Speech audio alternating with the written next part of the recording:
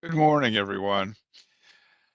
Today, I wanted to share with you a few images and a few books about the geography of North America. That was the second blog post that you were working on. Most students were pretty good at telling me what the continent of North America was, but it looked like a lot of people had a hard time figuring out what this region called North America is, this world region known as North America. As a matter of fact, you're registered for a class called North America. You're in the one of our regional courses that we offer. This is the geography of North America. You know, it's a non-trivial thing to ask, well, where exactly is that? And well, I'll give you the answer right now. The world region known as North America is the United States and Canada. Okay, you're in a class that looks at the geography of the United States and Canada.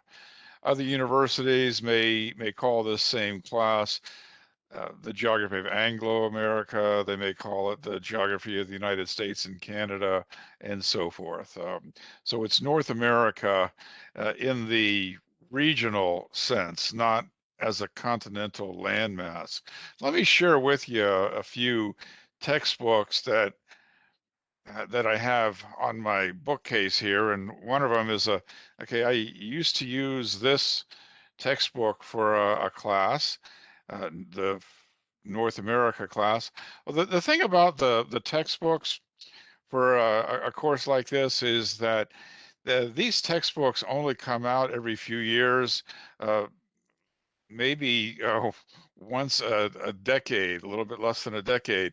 And so they're not updated very often. And even when they are updated, the material that's in them is at least a decade old. The data is all a decade old, and so it was difficult to try to find a good a good book to use for this class. So that was one. And to take a look at this now, if you're in a course called Geography of North America and you're using a book called North America, this is the region that you're going to study. See, it's the United States and Canada. Now, you can divide the United States and Canada down into regions as well, and that's how this book is laid out. Every chapter is one of the subregions uh, of the North American larger region. All right, so North America is the United States and Canada. I'm going to share with you a world geography textbook. Now, this is an older edition of probably the most popular world regional geography textbook. Now, in world regional geography, they break the world up into regions and then study the unique characteristics of each region for a chapter. I wanted to share with you the map that's used in this most common world regional geography course. And if you kind of zoom in to where the Americas are, notice that you have a region called North America. You have another region, Middle America, and then you have South America.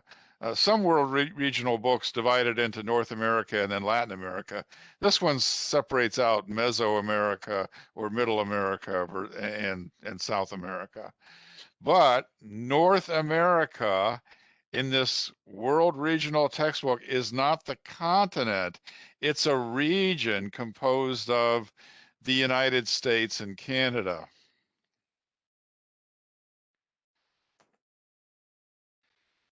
This is another Geography of North America textbook that I've used. And if I open it up, well, what is North America? It's the United States and Canada, not the continental landmass of North America, which would be the area that might include Greenland, the territory of where Canada is, the United States, Mexico, all the countries of Central America, and then arguably the islands of the Caribbean would be part of that continental landmass of North America. And most people understand what the continent is, but the world region, North America, takes a little bit of explanation. All right, so that's in this one. Now, this is a fairly new book, and the information in it's already 10 years old. When I was in graduate school, I had a historical geography of North America course, and the North America here, well, it was the history of North America, as in the United States and Canada. They didn't look too much at Mesoamerica or South or areas in South America. All right, so North America is the United States and Canada. Uh, when I took the course as a student, the name of the textbook was Geography of Anglo-America, and but they updated the book because, what's Anglo-America anyways, and so they changed it to be more understandable. It's the Geography of the United States and Canada. And in this one, they do throw the phrase around the continent, the continent, North America, but the region is the United States and Canada.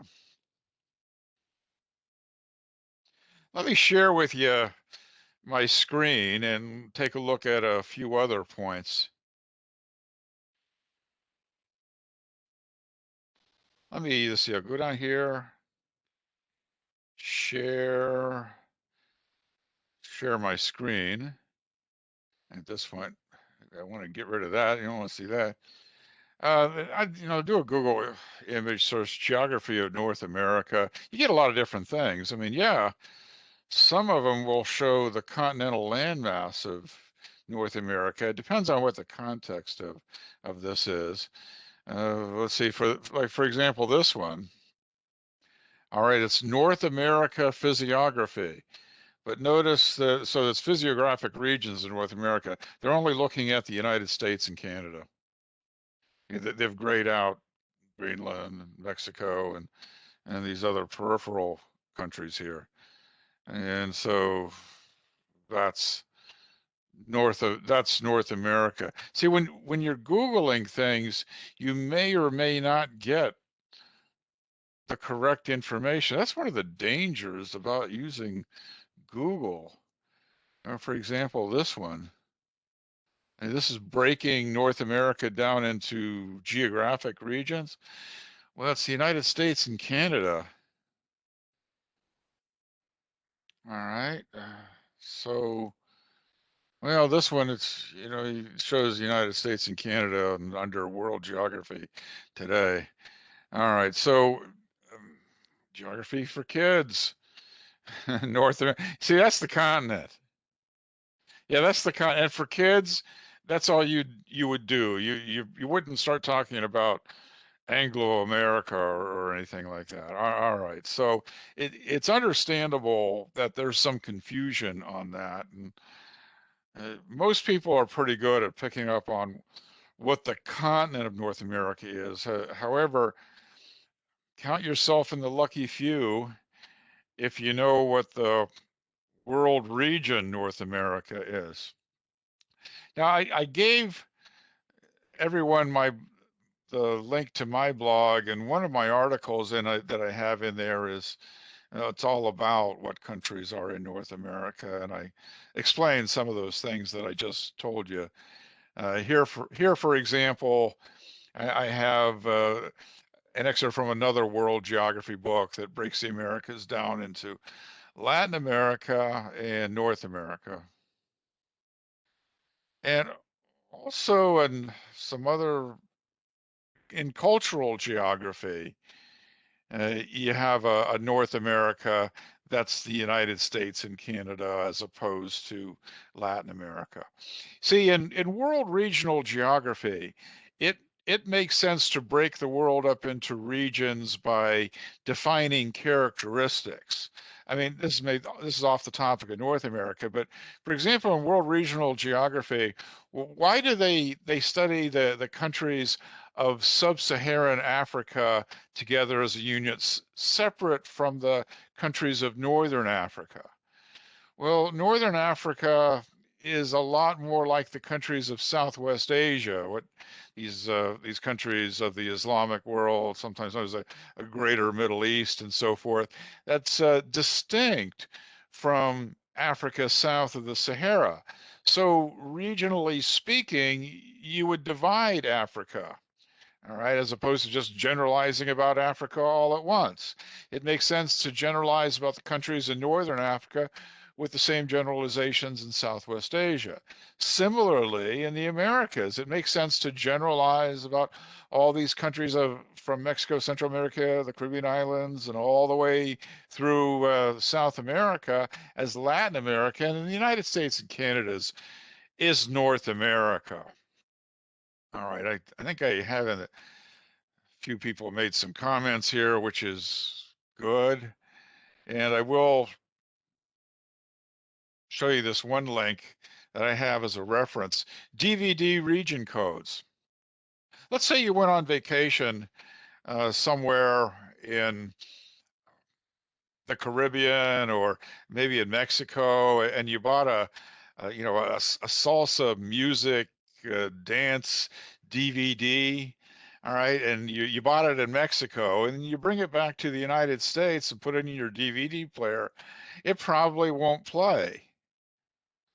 All right, unless they were selling you a DVD that could play in North America. You see, why won't it play? If the DVD you bought in Mexico, well, it won't play in your DVD in the United States. Well, you have a North American DVD player. It's coded differently. All right, that's an important thing to see, especially for people that like to watch a lot of foreign movies. All right. What's sold in North America only is French. Okay. All right. So we can throw the word North America around, but it means the United States and Canada. All right, we're region one. North America, region one is US and Canada, not Mexico or Greenland. You have to have a region four DVD player readable in region four, which is all of Latin America and some other places. Now, I really hate DVD region codes. I wish that we didn't have them, but it's all part of movie companies and their marketing and release dates, and they don't want to release everything all at the same time.